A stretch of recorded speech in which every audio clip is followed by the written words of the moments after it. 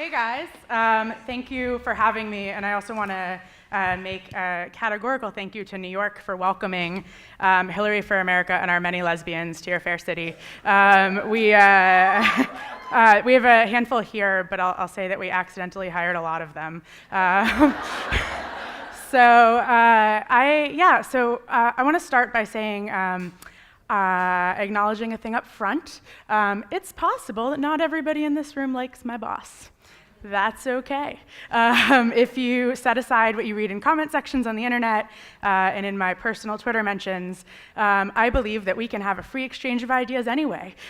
We can get through this. I have faith in us. But to be honest, I'm not here today to shill for her.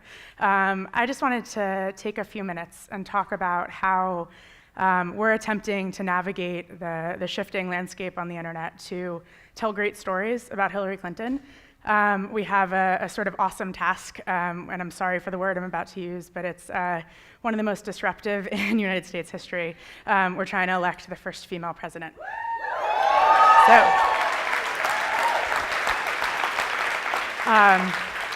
And this is the important part for us. Our secret sauce is that we want to do it just the way she is. We don't have any pretensions that we can pretend she's someone else on the internet. You all know better than I do that authenticity is the currency of our mediums. We can't just throw up some dank memes and think that people will like her more. We call that being grandma on the internet, and I'll tell you from my personal experience, so you don't have to go through it too, it's never a good idea.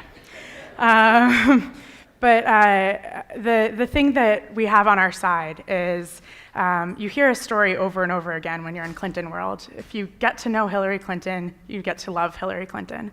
Unfortunately, 100 million Americans don't get the chance to know Hillary Clinton, so that comes to us. We've taken it as our personal mission in digital and tech to introduce her one tweet, one video, one podcast episode at a time. A quick note at the top, our candidate is not Barack Obama. So when we started this campaign, we had to reimagine what digital could look like on a presidential campaign and what it could do. But we also had to think about how the internet had changed since 2012. There's a couple of ways that are really obvious: the rise of mobile, the ubiquity of video, and a really competitive internet media landscape. So we knew that our goal couldn't be to compete with Donald Trump for your attention in your Facebook newsfeed. We have to compete with BuzzFeed. We have to compete with Tasty, you know those videos, I really love them. And we have to compete with the thing that you go on the internet for, which is connecting with your friends and family. So today, I wanted to take these few minutes and talk about a few times that we've done those things. Tell an authentic story about Hillary Clinton that breaks through and changes some hearts and minds. So to start, if you know one thing about Hillary, you know this is a policy wonk. She sweats the details. And so when we're inclined to do a clap back or to do some rapid response, we're always better prepared if we keep that in mind. She would want the details to be there. So I'm about to play a video of one of the first moments that I think the internet rallied around Hillary Clinton. Donald Trump, whose name I promised not to mention today, but I couldn't help myself, swiped her, and she came back with policy, and it did some good work for us. If Hillary Clinton were a man, no I don't volume. think she'd get 5% of the vote. The only thing she's got going is the woman's card. Mr. Trump accused me of playing the, quote, woman card. Well, if fighting for women's health care and paid family leave and equal pay is playing the woman card, then deal me in.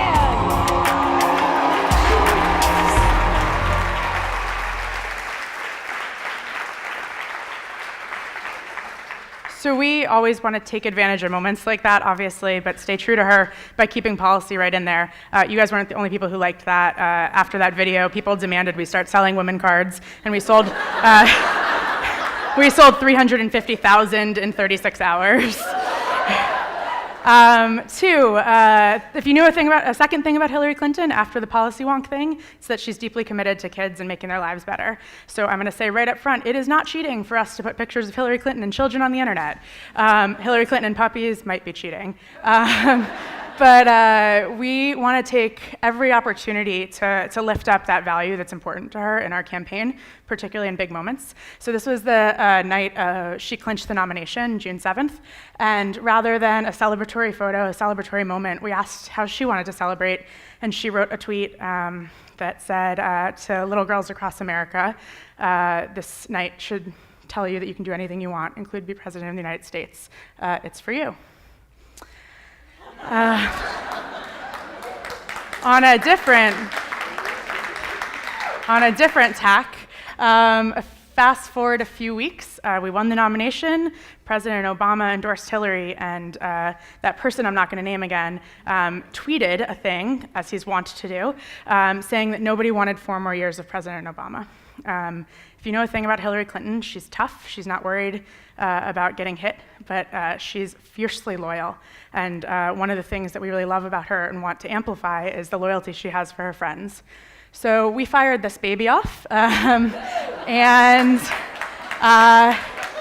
it became the second most retweeted political tweet in history after the remarkably more mature 4 more years the night that President Obama got reelected. The thing about this tweet that's worth saying is that we've really built a lot of trust in our organization. So when Donald Trump tweeted, we went to our comms director and we said, we want to do this tweet. I promise it's a good tweet. And she said, yes. And then we hit send. And then she said, but what does it mean? But it was our, yeah. Another thing that we really love about Hillary and want to amplify is that she really sees people. So when we heard that the Toast was closing, and for those who don't know, it's an internet magazine for women, Hillary actually is a fan of the Toast. A lot of our writers are fans of the Toast. And we were like, what if we did a really funny listicle in her voice? And she said, how about we write an essay about the importance of women's faces and compare the Toast to when I got to the Senate, Barbara Mikulski had dinner for all the women senators, and it was a space for us to learn from each other. And we said, that's better. So we did it, and 5 different news outlets called it the story that broke the internet. So it was personal and niche, but it was so authentic to her that it was really successful. A few weeks after that, we're getting rapidly moving towards the present. We launched a #1 podcast called With Her. It was #1 in the iTunes store. For those of you who haven't listened to it, and it sounds like not very many, I would recommend it.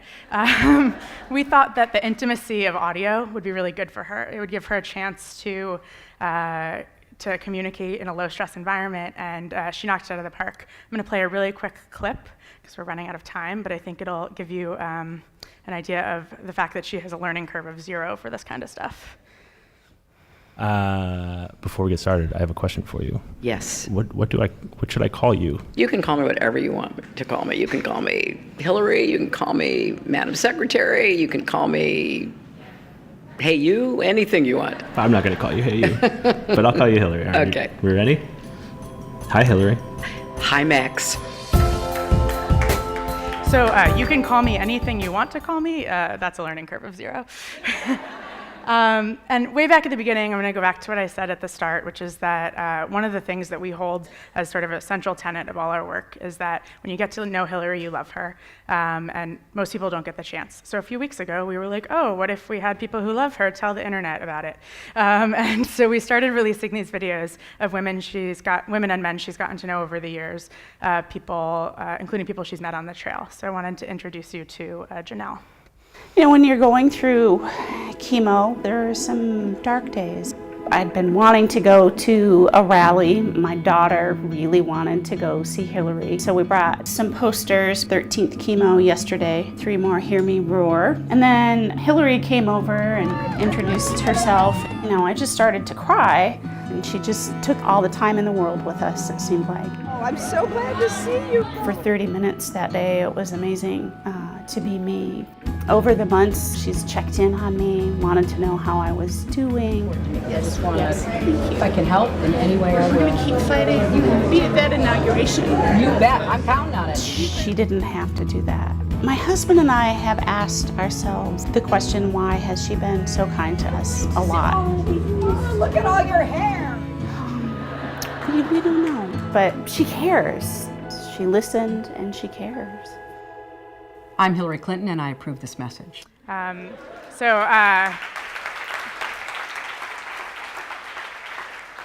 I'm rapidly running out of time, but I do just want to say something about Janelle. For those of you who do content on the internet, long form videos of unknown people could have tanked, and it was a risk. And 5 million people have watched that in about 8 days, and the second video has reached 3 million people. So we feel really good about it.